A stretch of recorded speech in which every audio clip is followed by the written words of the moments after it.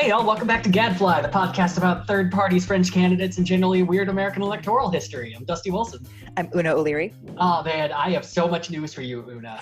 This is a momentous time because not only, holy shit, do we have Rocky news, but we also have previous topic news. Aside from Rocky? Yeah. I'm going to start with the lesser of the two. Do you remember the Alaskan Independence Party? How could I forget? They're back. What? 2020 seems to be the year that the party is coming back because this year they are fielding candidates in 4 races. 2 House races in Alaska, 1 Senate race in Alaska, and a fellow by the name of John Wayne Howe is running for Senator of Alaska in the American Independence Party. God bless. Yeah, I mean, fight the good fight. Joe Vogler might get his dream of one day finally being buried in a free Alaska. When they exhume him, yes. Or at least like dig up his coffin in the Canadian province of Yukon, yes, and then move it back. Absolutely. I mean, hopefully it's permafrost, so his body's still probably in pretty good condition, but... No, I doubt it. It's definitely not. So that's thing one. But yeah, and the other is Rocky news. It's part Rocky news, but also part Constitution Party news. So previously this year, I referred to the Constitution Party as one of the big 3 third political parties. After this year, I am going to have to revoke that title. There is a bit of inter-party arguing going on right now. Oh, Lord. It's not great. You mean to tell me that a third party is arguing with itself? Look, a party full of people who don't like each other, apparently. So yeah, the Constitution Party's been having a bit of arguing amongst itself. And as of right now, out of the 570 electoral votes it could have, they only have ballot access on 156 of those. So you need 270 to win. Constitution Party's not even going to come close this year. But you know who has more electoral vote possibilities than that? No, who? Rocky de la Fuente. Stop! This last week, in fact, 2 days ago, Rocky attained ballot access in California, giving him a total of 196 electoral votes. Now, how he got that California ballot line, though, is a little hilarious. He ended up getting the last possible party nomination he could have from the American Independent Party. Now, the history of the American Independent Party is not that great. We kind of brought them up in the Alan Keyes episode because that was the party that George Wallace founded because he wanted the world to know that black people aren't as good as white people, in his opinion. And since they have somewhat changed, I would assume they're more of like a libertarian-ish sort of thing. And Rocky ended up getting their nomination this year. And they already have ballot access in California, and that's how he got it. But this is a marriage of convenience. 100%. I mean, it would have been really embarrassing for Rocky, a San Diego businessman, to not be on the ballot in California. And really, only 20 people voted to put him on the ballot, because that's, I guess, all the ranking members who are left in the American Independent Party. But they didn't choose Darcy Richardson, who is his preferred vice presidential nominee. Instead, they picked a little-known musician by the name of Kanye West. What? As what? As Rocky de la Fuente's vice presidential nominee in California, it is Kanye West. Does Kanye know? I don't know if Kanye knows he's running for president. I don't know the legality of this whole thing, if you could just select anyone to be someone's vice president, but I don't know how this is going to go. But I guess they could literally put anyone on their ballot they want. I mean, yeah, fuck it. Just like put them on the ballot, hope for the best, get that name recognition, and then acknowledge that you still don't have a chance in hell of actually winning the presidency. But this might boost the American Independent Party's numbers by double. Who knows? It's the weirdest bit of news that I have read, and it made me so dorkily happy for Rocky. Because as of right now, he is on the ballot for the 5th most electoral votes out of everyone running for president. Number 5. All right. Rocky has a good chance of finishing 5th overall this year. Oh my God. And you know that means we're going to get so much more Rocky in the future. I cannot wait. I am truly, this is a gift that keeps giving. Rocky is truly the reason this podcast exists. Oh yeah, I mean, if it wasn't for Rocky de la Fuente, I'd be spending my Sundays doing, I don't know. I could get my phone despondently. Yeah, and thanks to that, I get to play around in any number of third-party intraside fascinations instead of watching DNC coverage. Yeah. Oh, yeah. Well, I mean, it's as the Rocky campaign says in their campaign motto, together we are stronger.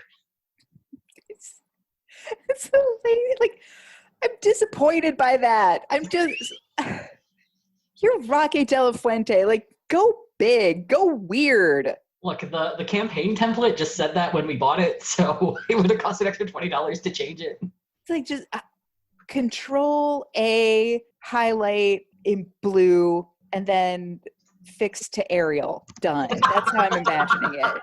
Just no thought, complete disregard for any design aesthetic. It would be an improvement. But No. together we are stronger. And on that note, oh man, this is one I was so excited to talk about. I figured this episode was going to be the one where we had the most fun and never got mad.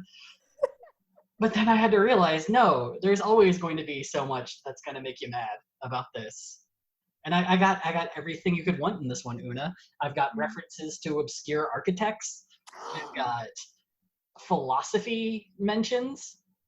And I've got people just fucking with authority. Oh boy. We're going to be talking about something that became known as the Battle of Aspen. Oh, no. Are you drawing a complete blank on this one?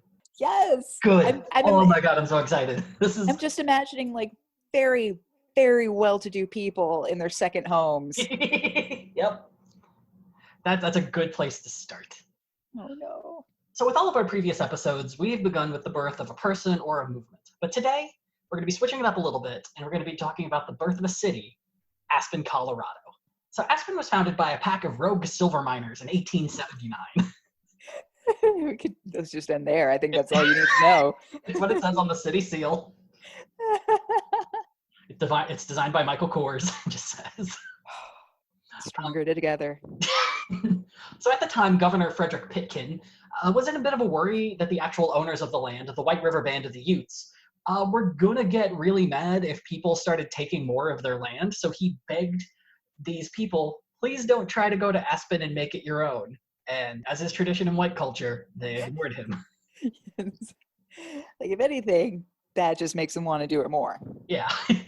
As westward expansion rose, the amount of previously signed treaties America had signed with the indigenous population were becoming more and more disregarded. The area around Aspen in particular had suddenly become so carnivorously wanted because it turns out there's a fuck ton of silver in the mountains there. So Governor Pitkin had requested that settlers not move any further for fear the Utes justifiably fighting to keep their homes. This was a bit of a double back on his campaign motto of, the Utes must go. But you know, a good politician adapts. The miners ignored the governor and founded a brand new town that would eventually be called Aspen, but initially they named the city Ute City. What a fuck you. Yeah. Glad they changed it to Aspen. Yeah, it took them a year, but they did. Oh boy. To try and stem any fighting, a fellow by the name of Nathan Meeker was appointed United States Indian Agent at the White River Ute Indian Reservation the year prior. The job was intended to be more of an ambassador position that would facilitate conversations between the indigenous peoples and the US government. Nathan Meeker decided his time, though, would be best suited to just full-on insulting everything the Utes stood for and believed. Nathan tried to force them into farming, but the Utes were getting along just fine as migratory hunter-gatherers. He also saw this as the perfect time to inform the Utes of the warm embrace of Jesus Christ, a man they did not have much need of or know anything about. Things came to a head when Nathan decided to plow a field to show them how neat and cool farming is, but he ended up plowing a field that they used for allowing their animals to graze and for horse racing. Come on. The Utes were pissed, and Nathan, being the whitest of all men, took great offense to their anger. The more things change. Oh, it's always the same. Especially because if the Utes were to continue being migratory, then it would make it all the harder to entrap them on a reservation forever. Nathan would fall into a heated argument with the leaders of the Utes, which ended in Nathan getting his ass kicked and scared off from his home. Instead of taking the fucking hint, Nathan wired the US government for military assistance. Meeker would return to his home, confident the military was on their way. But what was on the way, and much sooner than the US military, was a whole bunch of really angry Utes. On September 29, 1879, the Utes attacked the Indian Agency and killed all 10 agents, including Nathan Meeker. 18 miles away, the chief of the Utes, Colero, found the military forces that Nathan had requested and attacked them as well. In a matter of minutes, Colero had and his men killed 13 US soldiers, including everyone with the rank of captain or above. The Utes would keep the US military pinned down for nearly 2 weeks, retreating just before a force of 350 soldiers arrived. Congress would respond to Colorado's successful attack by passing the Ute Removal Act, which would force the White River and the Uncompahgre Utes out of Colorado entirely. The Uncompahgre Utes had nothing to do with any of Colorado's attacks and even acted as peace mediators in the short period afterwards. Both bands were forcibly relocated to the Uinta Ute Indian Reservation in eastern Utah, a patch of land that has so much less silver in it, and is also decidedly shittier. Yeah, but probably by now has like lithium or like the new silver for the 21st century, essentially. I'm just saying. That's a good marketing slogan for lithium, I guess. Now that the Utes had their land stolen, the silver mines of Aspen were at full force. Things really kicked into high gear with the passing of the Sherman Silver Purchase Act in 1890, which essentially ordered the U.S. government to buy a fuck ton more silver to back up the value of the U.S. dollar. You see, it used to be that the dollar wasn't just a piece of paper, but it was actually backed by gold and silver. So in theory, you could take a dollar, you could go to a bank and say, give me this much in gold or silver, and they would. Now who sounds like a third-party candidate? I know. God damn it. Back the silver standard. Gold standard fidelity. America will not die across gold. Man, that's a William Jennings Bryan joke 3 people will get. That's how it used to be. For you. And nowadays, the dollar is backed up by sheer emotion. It's kind of unsettling when you realize that, but it's pretty much just out of hype and power. It's only unsettling when you have a crazed narcissist in power. Otherwise, it totally is fine. Yeah, it works. It's a good thing that hasn't happened yet. All currency is essentially based on, like, is there truly any value in gold other than what we give it? I mean, no. Or did I just blow your mind? Look, I don't appreciate the fact that you're going after the De Beers Corporation and jewelers like this. We've already lost enough sponsors, I'm sure. Your only hope, Casper, please save us. I love sleeping. That is the one thing all millennials love. I'm so tired all the time. Look, I just want to have a restful sleep. If you have a mattress that can keep my anxiety nightmares at bay, I will pay double.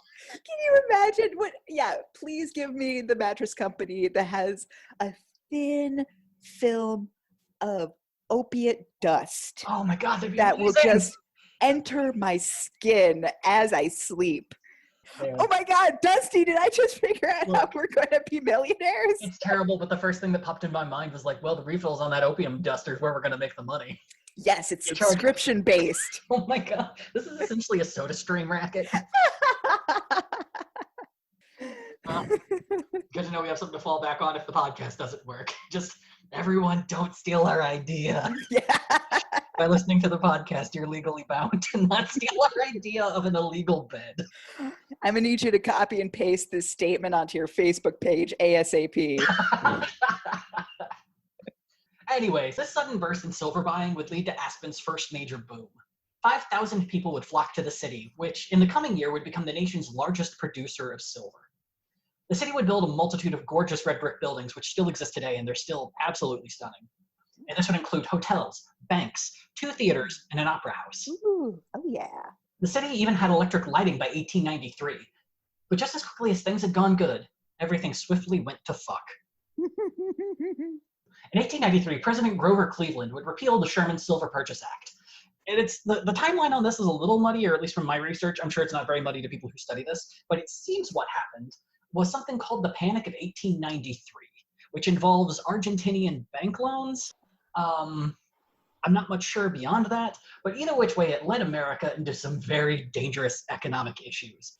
And so, since the government didn't want to keep buying more silver, Grover Cleveland repealed it and said, we're done buying silver, which might have also worsened the Panic of 1893, which led to a Great Depression that lasted for almost 4 years. So similarly, I don't know a lot of the specifics, but it is fascinating that in the 1890s, there was a lot of fast and loose playing with the stock market in a way that like just continued ramping up until 1929 when they finally put laws into effect to stop people from doing that. And what they did was they formed the SEC to start looking into all these like shady practices, and they had the patriarch of the Kennedy family, Joe Kennedy, head the SEC, because how do you catch a thief? By hiring a thief. Oh my God. Literally, they're like, well, Joe, you did this shit. You know how they're thinking. And he's like, yeah, I fucking do. This is how you make millions off of the backs of poor people. Done. You want a law about it? Fine. But like, here's how it goes. Wow. Yeah. That's Yeah. so frustrating to learn. So within weeks, most of the silver mines were completely closed in Aspen. Aspen would fall into a population slide that would see the city go from 5,000 people in 1890 to just barely over 700 in 1930. But lucky for Aspen, it was on the verge of its second boom. Following World War II, an Army veteran named Friedel Pfeiffer moved to the town with one goal in mind: turn Aspen into a hotspot for skiing. Hell yeah. Friedel would partner with Chicago-based businessman Walter Pepke, who made his fortune in corrugated boxes, and his philanthropist wife, Elizabeth, to found the Aspen Skiing Company in 1946. At the time, the company featured the world's longest ski lift, and I don't know much about skiing, but I assume it had, really good angles. And the snow was... What's a good quality of snow if you're skiing? Do you know anything about skiing? A little bit. Okay. So yeah, you want that pow. You want that good powder. Damn it. So in 1946, Friedel and the Pepkes founded the Aspen Skiing Company, and by 1950, the company would host the World Alpine Championships, the first time anyone in America had ever hosted it. So this is kind of like Europe's chance to be like, oh, I suppose America can have this now. Yes, this was like that great moment in the 70s when California became like a winter. Absolutely. That was weirdly the same comparison I was thinking. That's amazing. Yes! Because we're wine snobs. I mean, we're wine drinkers. We're picky wine drinkers. I don't quite think we're snobs. We're not on here talking about, it's pronounced Gewürztraminer. Oh, are you having a Cabernet with chili? How gauche. Oh my God. Which, heads up to everyone, don't do that. It will hurt. Anyway, what are we talking about? Skiing. Skiing. While the town began to take off as a ski villa, Walter and Elizabeth got to work turning this once dying mining town into a hub of fucking culture and goddamn class. Their first move was to found the Aspen Institute. What does the Aspen Institute do, you might ask? Well, from their website, its mission is to foster leadership based on enduring values and to provide a nonpartisan venue for dealing with critical issues. Ooh. Yeah. Wanking motion all day, every day. That sounds like radical centrism to me. Worst kind of centrism. No, so when was this? When were Elizabeth and what's his face establishing this? The 1950s, 1949, 1950. I will give it to them for inventing the TED Talk. Yeah, pretty much. They were way ahead of it. So I'm going to make it even worse. So the inaugural event was a celebration of Goethe's 200th birthday. Oh my God. But yeah, it's one of those things that when I read that, it's like, imagine that you've been living in Aspen, at least you were living there in the hard times in like the 20s and 30s. And not 10 years later, like a handful of literary celebrities have showed up, including I think Thornton Wilder and a few other folks. And they're all there to celebrate the 200th birthday of some dude named Goethe. It would be a really confusing time.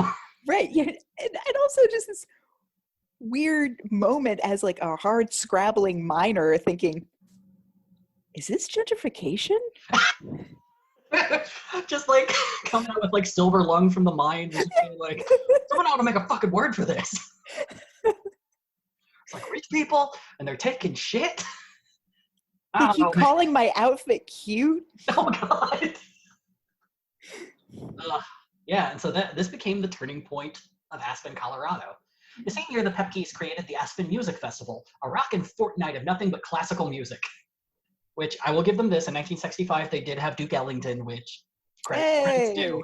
The rest of it sounds like a boring fucking time, especially 2 years after Goethe's birthday party, and you're crawling out of the silver mines, and all of a sudden you're hearing like Bach and Mozart. You're like, I don't know if this is my town anymore. Yeah, I mean, it sounds great, but what the hell? What happened to the dirty ditties that we like to sing each other? Within 2 years, they expanded the festival into a school for classical training. The very first year brought in 183 students. Within a decade, Aspen had begun to change. 3 more skiing resorts would open up between 1950 and 1967, and the wealthy began to take notice of this tiny little town, some even going as far as to move to this hip new locale. But the rich weren't the only people with Aspen on the radar. It turns out the group archetype of the late 60s had begun to make a trek to this beautiful slice of nature. That's right, Aspen was being invaded by hippies. Yes. Gentrify the gentrifiers. Yes. Oh my God, yes.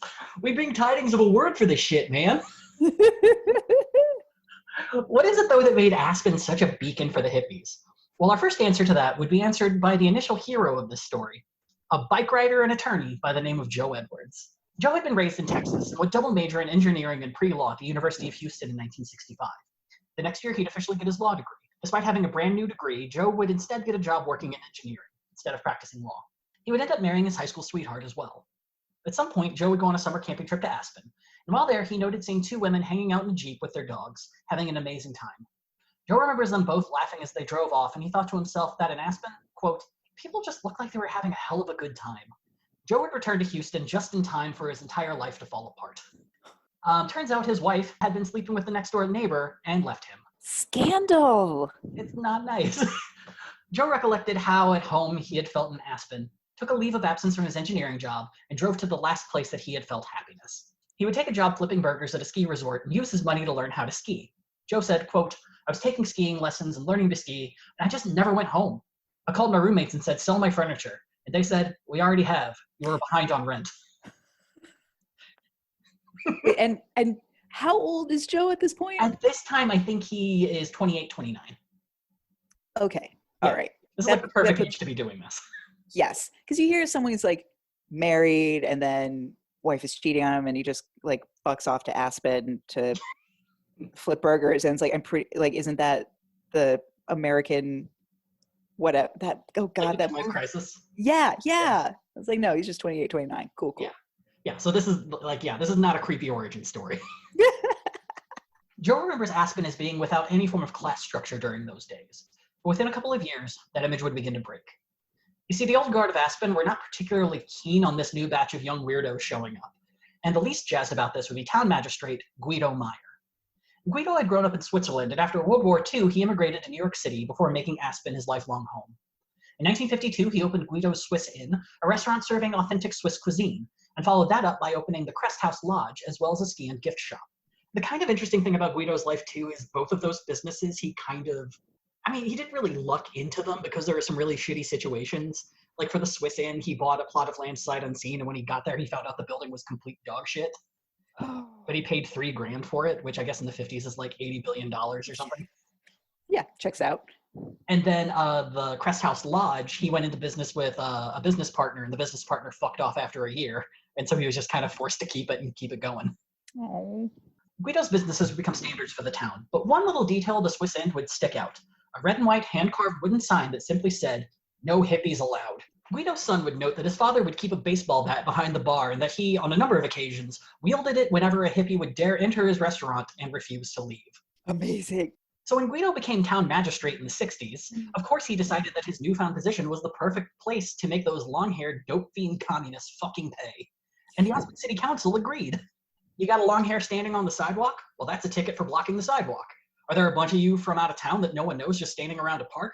Well, that's undesired transience and vagrancy. On one day, a 15-year-old hitchhiker was arrested by Guido and was sentenced to 90 days in the county jail and a $200 fine. Oh my God. And shittily enough, 90 days in the county jail and $200 was pretty much the penalty that all hippies got for whatever crime Guido thought they committed. According to an article we'll talk about later, the more liberal-minded folks of the town convened a meeting for the ACLU to try to get Guido to cease, but their actions didn't go much further than just making the meeting and then congratulating each other. Things were looking bleak. That is until Joe Edwards stepped up and put his law degree to use. At this time, Joe was 28, and he'd never been to court. But he stepped up and filed a civil rights lawsuit against Guido Meyer in the city of Aspen. The city had sent a whole team of lawyers to face off against Joe and his hippie clients, and all Joe was hoping was to get a preliminary injunction to end the random arresting of anyone deemed too hippie for Aspen. By all rights, it should have been an incredibly daunting moment for Joe, but he went into the court with one perfect plan. When Guido Meyer was on the stand, Joe referenced an interview in the Aspen Times where Guido stated that he wanted to run all the hippies out of town, and Joe asked him if he still believed that. Quote, Guido Meyer, he was true to his form. I asked him this question, he just went off. Those dirty hippies, they're all over the place and they're filthy and they haven't washed and they smoke dope. The judge responded to this by immediately fighting for Joe Edwards and his clients. However, after the case was filed, the cops had stopped arresting hippies, so technically the injunction couldn't be given. However, the judge gave Joe his phone number and insisted that if Guido started back up again, that he should call the judge immediately and an injunction would be put in place. This is amazing. First of all, this is white on white crime. That's what's happening right here.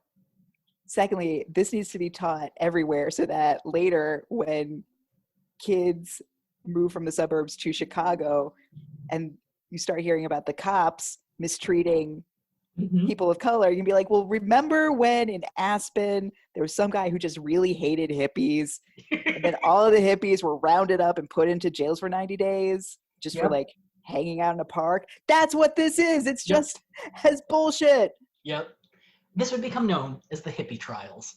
The hippie trials. Which is weird because there was only one case, so I don't know why it's trials. But I don't question the research. It's just there. It was a huge win, but it came at a price. Joe would say, my father, who was a lawyer too, told me not to take this case because the business community would hate me, which is exactly what happened. By that point, Joe had caught the eye of someone far more powerful than a local chamber of commerce. At some time between 2 and 3 in the morning, Joe got a call. The voice on the other end was mumbling, but very clear that he wanted Joe to run for mayor of Aspen that year, under a banner of, quote, freak power. It would take another meeting over beers at the Jerome Hotel before Joe would say, fuck it, why not? But Joe would become an independent candidate for mayor, and that voice would become his de facto campaign manager, which is a very weird fucking job for the likes of Hunter S. Thompson. What? Yep. What? Yep. That's right. We introduced character number 2, gonzo journalist Hunter S. Thompson. Oh my God. So there are whole books and movies and podcasts that cover the life of Hunter S. Thompson. So I'm just going to keep it short and state that for those of you who don't know, he's one of the best fucking journalists of the 20th century. He's most known for creating gonzo journalism, which is a form of journalism that, while most journalists try to keep themselves out of the story to remain unbiased, or to at least the appearance of without bias, Hunter was the complete opposite. He made himself the center of the story to be able to put his emotions into what he was feeling, to be able to put like his random thoughts and ideas interspersed into whatever piece he was working on, and he did not hide his bias. Yeah, no, he's best known for Fear and Loathing in Las Vegas, obviously. Absolutely. But it is worth finding his work on the Derby.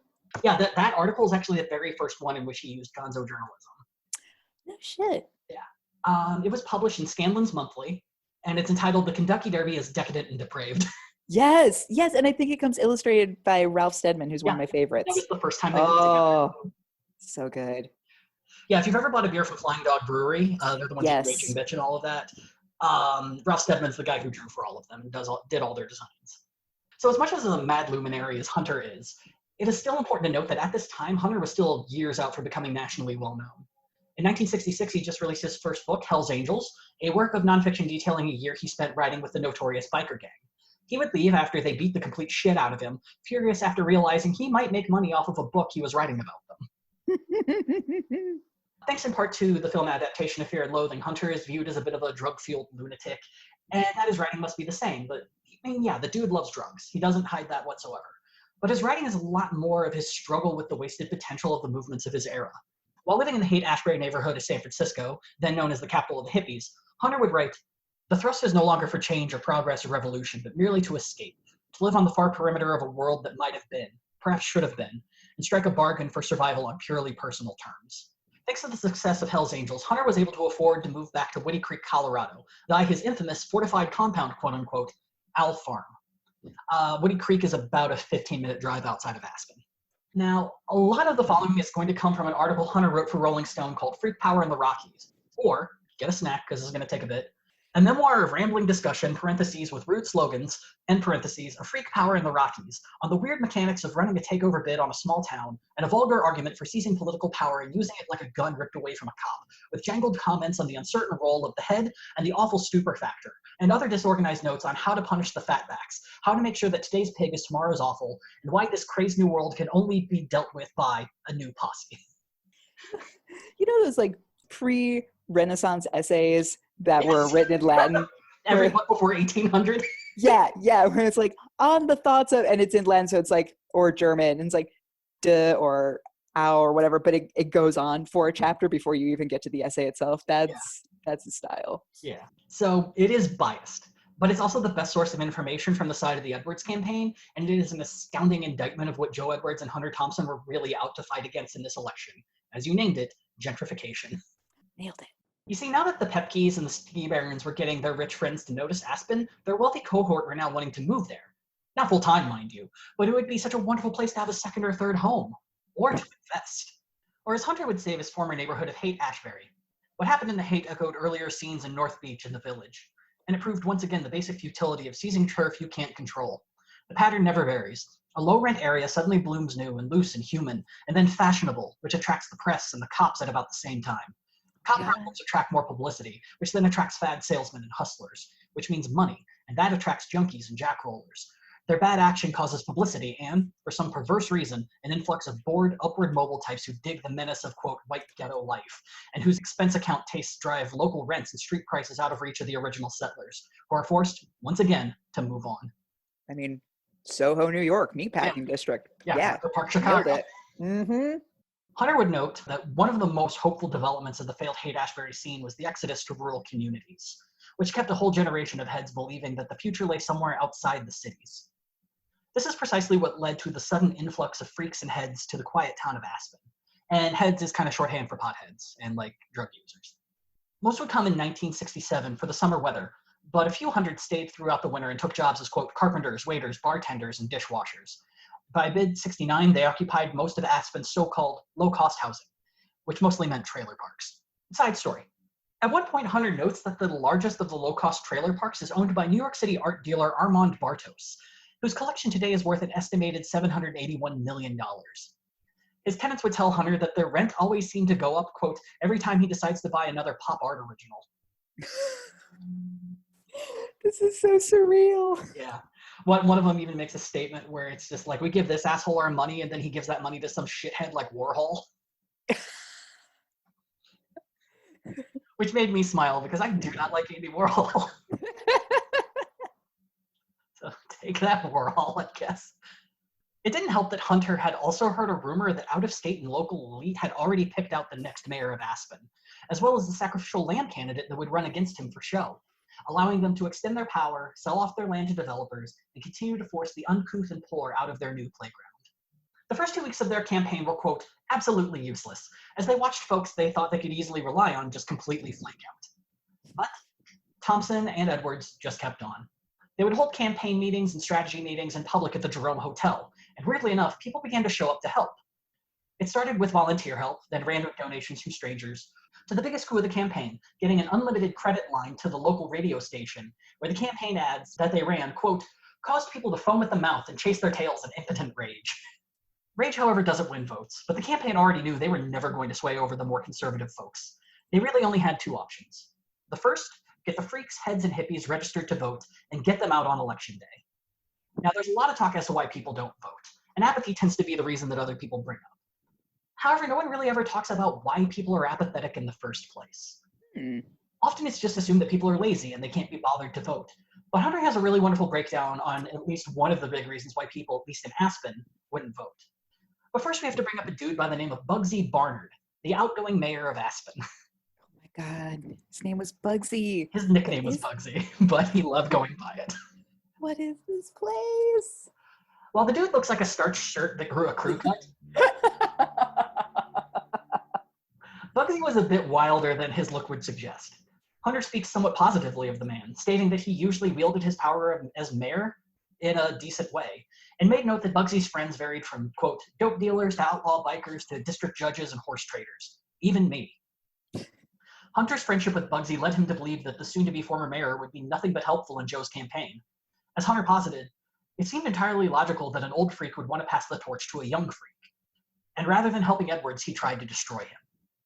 This would escalate to Bugsy cutting radio ads that ran 2 days before Election Day, threatening Edwards' supporters that if they showed up to vote, that they would be risking long prison terms for vote fraud.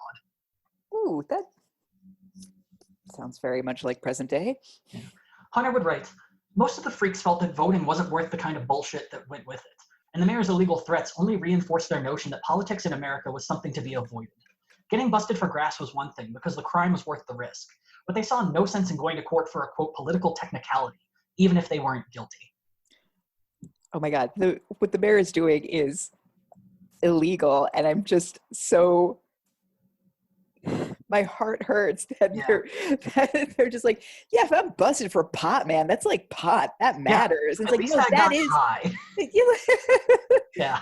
Rather than your constitutional duty as an American, it's a democracy. You fools. But that's also the idea of like what has the government constantly been when I have been alive? It's been authoritarian. It's been forcing us into wars that have been causing genocide. It has been doing nothing terrible, and we just spent many years trying to change it, only for things to stay the same. So why the fuck? I would move to the mountains and do fucking nothing in politics. I know neither of us agree.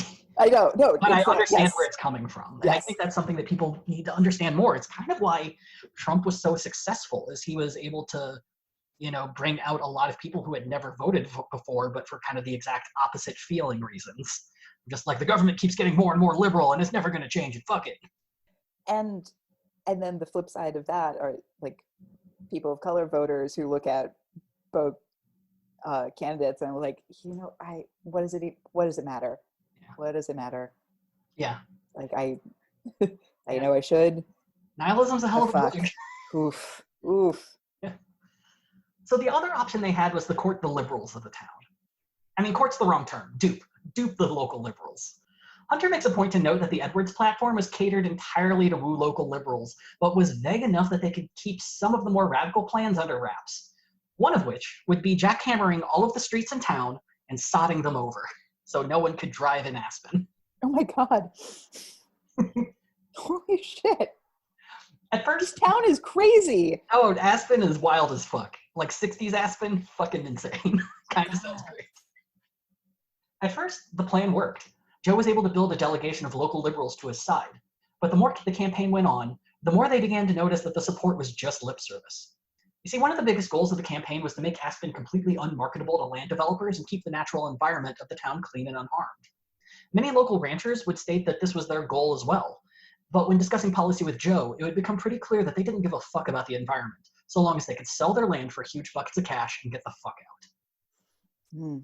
Developers gonna be developers. Yeah.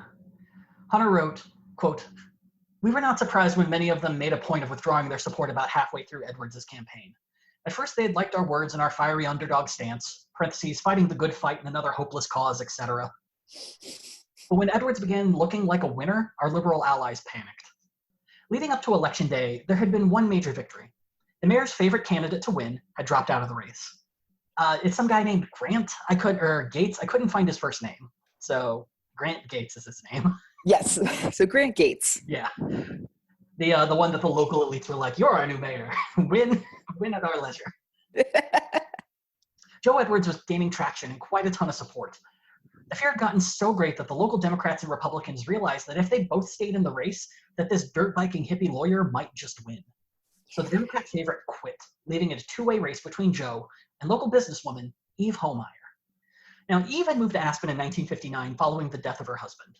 She had attended Mount Holyoke and had majored in astronomy, and when she got to Aspen, she alternated between being a, quote, ski bum and running the House of Ireland, one of those shops that sells huge sweaters and a selection of mugs with 3 Gaelic sayings on them, and probably pewter shamrocks.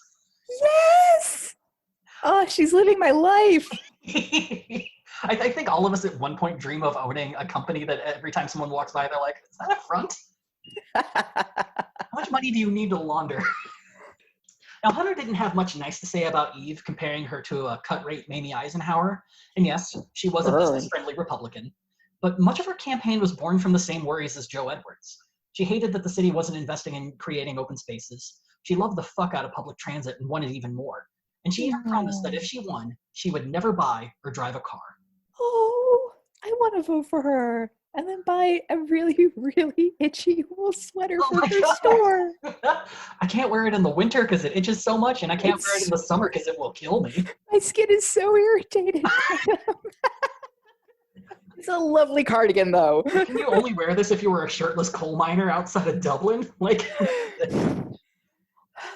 Like, my back has calluses. The sweater is perfect.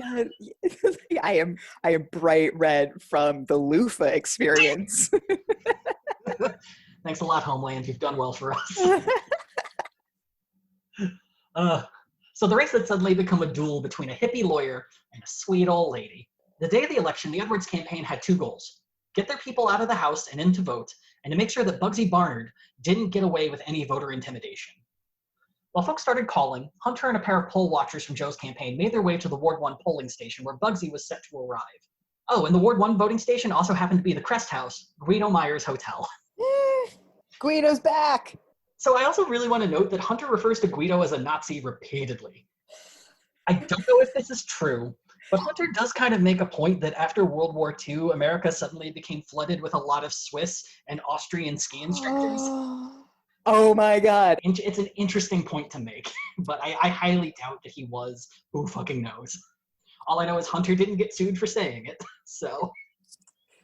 And Switzerland was notoriously neutral. Yep. I mean, look, the Von Trapps left for a reason. They left, yeah. They boot scooted out. Anyway, I think Thompson says best what happened, so I'm going to be quoting a pretty long paragraph here from the article. Hopefully this doesn't fall into plagiarism, but it's honest to God, it's the best. The entire thing is just the best summary of what happened. So get a Rolling Stone subscription for a month. So Guido was watching eagerly when the mayor arrived in his parking lot at 10 minutes to 7, creeping his Porsche through a gauntlet of silent Edwards people. We had mustered a half dozen of the scurviest-looking legal voters we could find, and when the mayor arrived at the polls, these freaks were waiting to vote. Behind them, lounging around a coffee dispenser in an old Volkswagen van, were at least a dozen others, most of them large and bearded, and several so eager for violence that they had spent the whole night making chain whips and loading up on speed just to stay crazy. Bugsy looked horrified. It was the first time in his long drug experience that he had ever laid eyes on a group of non-passive, super aggressive heads. What had gotten into them? Why were their eyes so wild?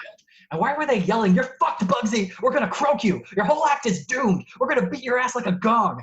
Who were they? All strangers? Some gang of ugly bikers or speed freaks from San Francisco? Yes, of course. That bastard Edwards had brought in a bunch of ringers. But then he looked again and recognized that at the head of the group, his ex-drink-along bar buddy, Brad Reed.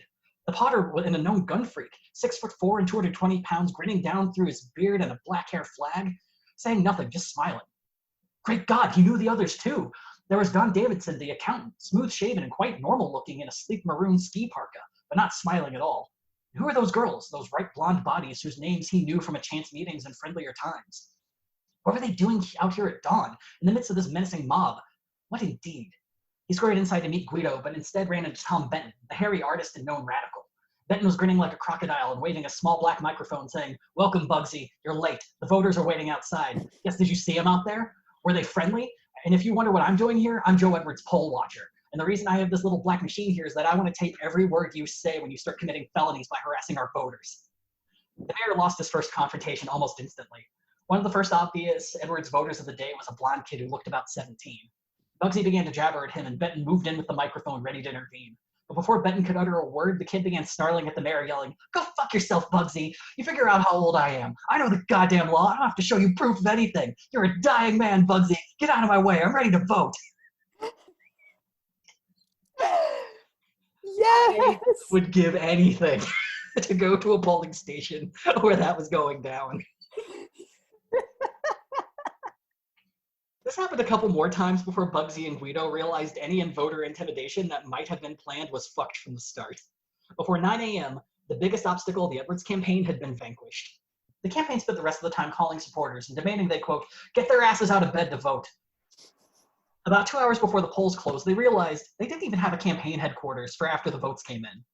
A campaign member volunteered her boss's office in the hotel, and everyone hurried there. It took a bit of pleasure of having to push through the opposition party's ballroom festivities to get to their new offices. Oh, that's beautiful. That's chef's kiss right there. Yeah. A kind of funny side thing, too, is apparently the people who were there for the festivities would later demand that the owner of the office they took over be evicted from the hotel.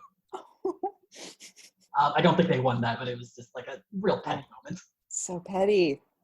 So Hunter states that he was pessimistic throughout most of the campaign, but by election night, the electricity was so high that even he was beginning to think that Joe might win. And worse than that, he'd promised Joe that if Joe won, that he himself would run for sheriff next year. Hunter, who had been up for 50 hours straight at that point, went home before the final ballots had come in, with as what he referred to as 22 various pills stuffed into his parka. Classic. In the end, Joe Edwards would lose by 6 votes. Ah! Now, some would claim that absentee ballots that hadn't come in on time would have led to Joe's winning, but Hunter notes that there were only 5 of those that had come in late, so Joe would have actually only lost by 1 vote if those had been. But this was the moment that kicked all that pessimism aside. Hunter felt that for once, the freak vote actually had a real shot at winning. So despite Joe barely losing, Hunter amended his promise and entered the 1970 race for county sheriff. Aww. Hunter would run as an independent, and initially would be facing off against a Democrat and a Republican. Once again, both parties realized that this could lead to a freak sheriff. So in a bit of a backroom dealing, the Democrat for sheriff agreed to drop out in exchange for the Republican candidate for county commissioner agreeing to drop out as well. Wow. Mm-hmm. Wow. That is shady AF. Mm-hmm. It's shame on them. Yeah, this is why I'm such an advocate for third parties in not 2020 election years, because this is the kind of bullshit that happens is you have the two parties that are very in love with their power. They may disagree on a lot of things, but they both agree that they love being the only two people in power. So this meant that Hunter's only candidate would be another crew-cut white man incumbent named Carroll D. Whitmire. Carroll had a reputation for being painfully old school. He insisted his deputies wear cowboy hats and appear as Western as possible. He also at most had a 9th grade education. One former deputy said that he ran the department like a family-owned business, which is a quaint way of saying that everyone was on call 24/7, and if you claimed overtime, that would be expressly forbidden, and you shouldn't do it, even if you've worked overtime. Oh boy. So one of Hunter's first moves was to shave his own head. This allowed him to constantly refer to Whitmire as, quote, my long-haired opponent. Such a dick. Mm-hmm.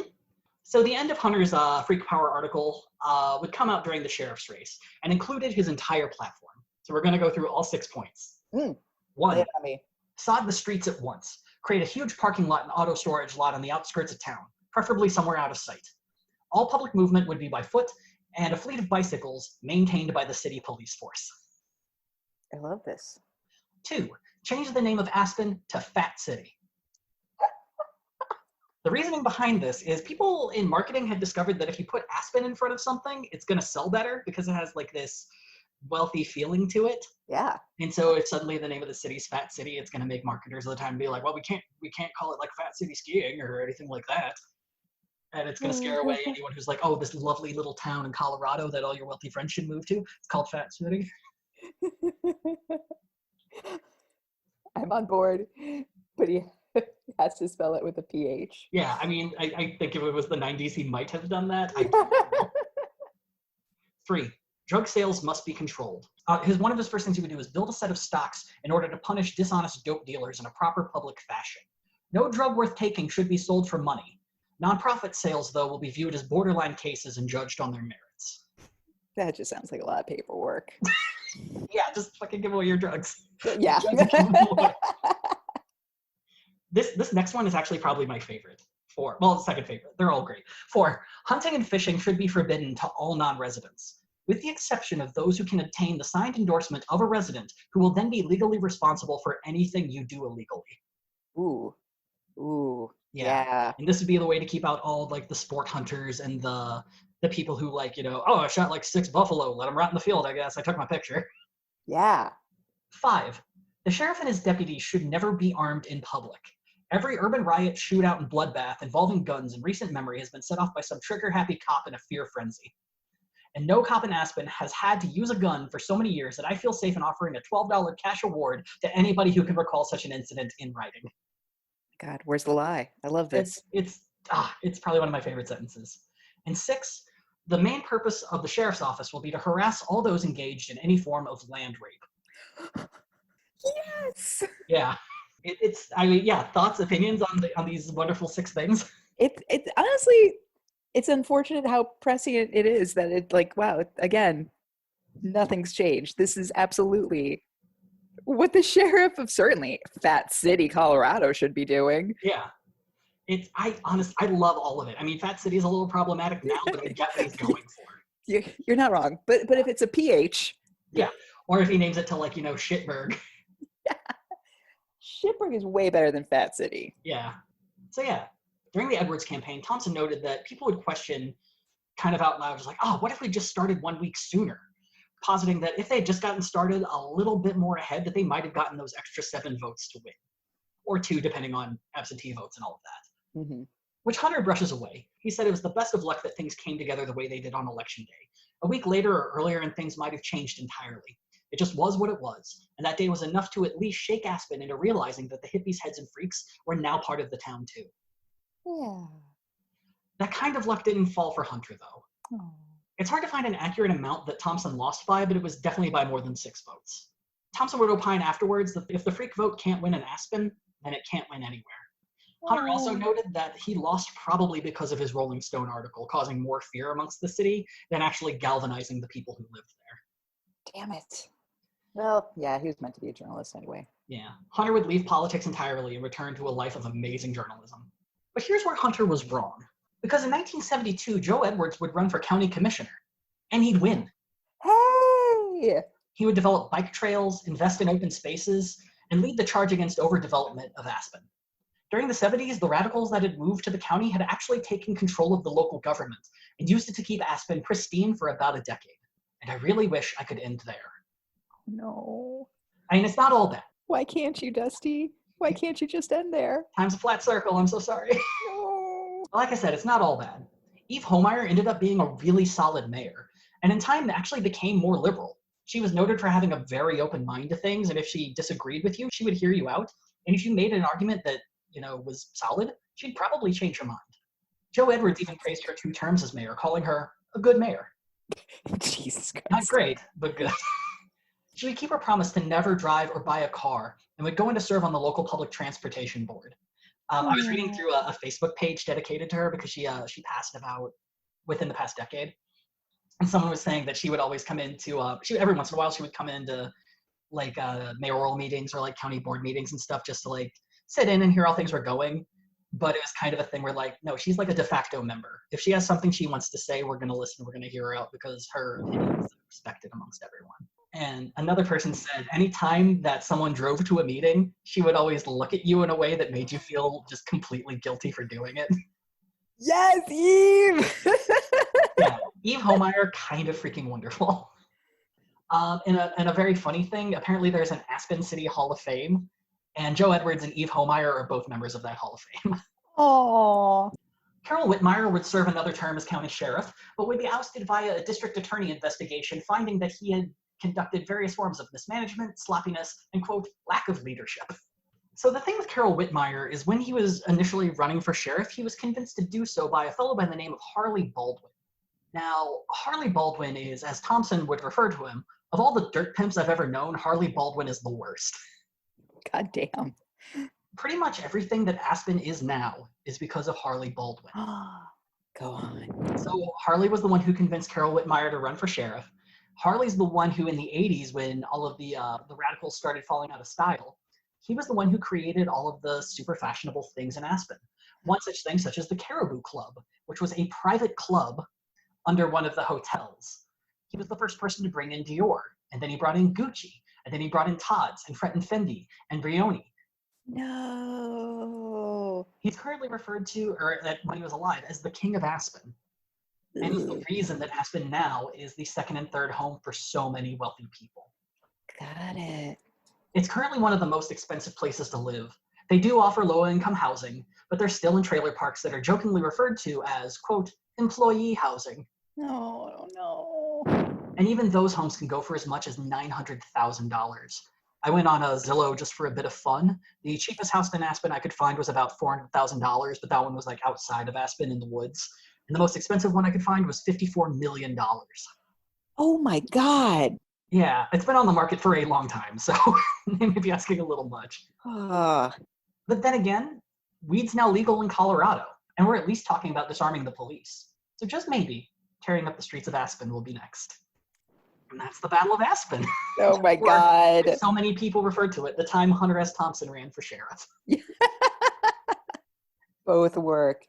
This was delightful. Oh, I'm glad you enjoyed it. Yeah, I definitely started looking up ski resort deals, mostly because it's just humorous to think of going anywhere in these uncertain times. Yeah. But this is so great.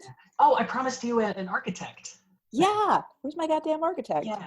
Hepke hired Bauhaus architect Walter Gropius to develop a municipal plan for Aspen. Oh my god. The music tent was designed by architect Eero Saarinen for the Aspen Music Festival. They got Saarinen? Yeah. Anyway, so those will be the architect ones I gave you. But yeah, there was this one architect who had designed a wing of the, I want to say, the Israeli Contemporary Art Museum, who's like another like landowner of the trailer parks and is just making fucking bank just being a landlord. Yep. The American dream is dead to us, Dusty. Yep, come to Aspen, where the beautiful nature is no one's to own, unless you're rich. Yep. Also, I think, isn't Steve Martin from Aspen? He was born in Waco. Okay, so maybe you just lived there for a bit. Yeah. Amazing. So yeah, so that's the story of Aspen. a sleepy little silver mining town. Uh, I feel bad for anyone who still lives there, because Lord knows your property taxes are impossible. how? That's the other thing, is that like you had, it was just so weird, like thinking of these high school dropouts and runaway kids who couldn't make it all the way to the height, ending up in Aspen and essentially being treated the same way people treat people coming from like Central America. It's like, yeah, but you need this, but you need baristas, you need waiters, you need like this working class base in any town. So stop harassing them. Well, and that, like, the thing that, I mean, a lot of things in this really pissed me off, but referring to low-income housing as employee housing, just like, I nearly threw my computer when I read that. It's just like, fuck you. Yeah, fuck you and your Down Abbey mans. Man. So yeah, so thanks for joining us, y'all, on this extra long episode of Gadfly. So yeah, we'll see y'all next week. Vote Rocky next year. Not this year. No. Next year. Or never. It's fine.